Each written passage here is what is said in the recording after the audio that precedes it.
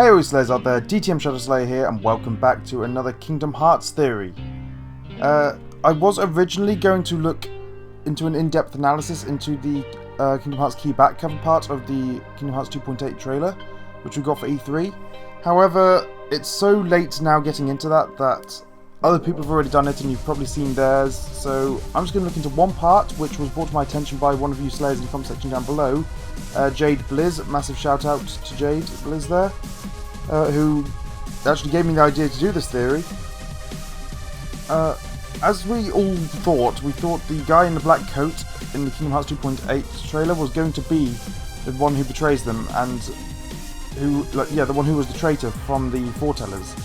However, in an interview with Tetsuya Nomura, it turns out that the guy in the black coat is actually the Master of Masters. But we all thought, because of the Organization 13 coat he was wearing, that he was going to be the one who betrayed them.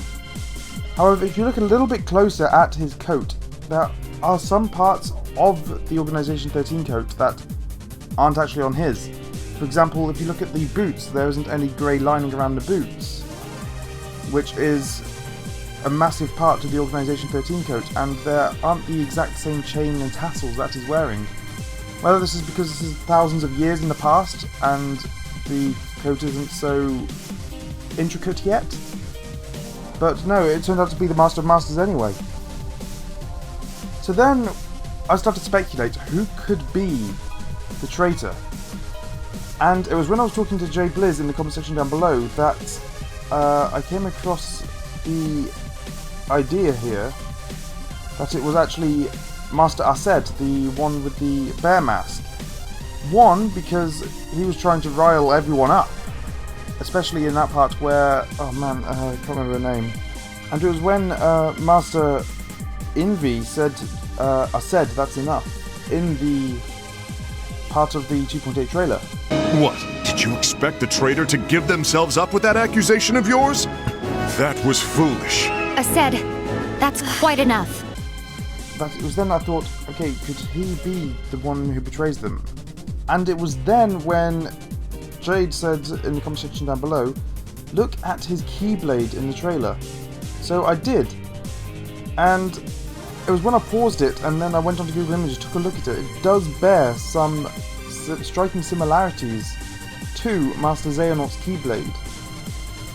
And yes, we all know that the Foretellers keyblades have that eye there, so that doesn't count. But if you look at the shape of the keyblade, Master Xehanort's does go really quite big and bulky with the goat's head on it, sort of in the middle there, where you can see the bear on there. That does bear some striking similarities to Master Xehanort's keyblade. Because if you look at his with the goat's head, it does have that similar shape, and if you look at all the other keyblades that the foretellers have, they don't all have that similar sort of main look to it that the Aced's keyblade has and Xehanort's keyblade has. Yes, they sort of spread out there, but not quite in the same way that Xehanort's keyblade has and Aced's does. And then if you look at the curvature at the end where the characters actually strike the enemies with, again, they curve in that similar way.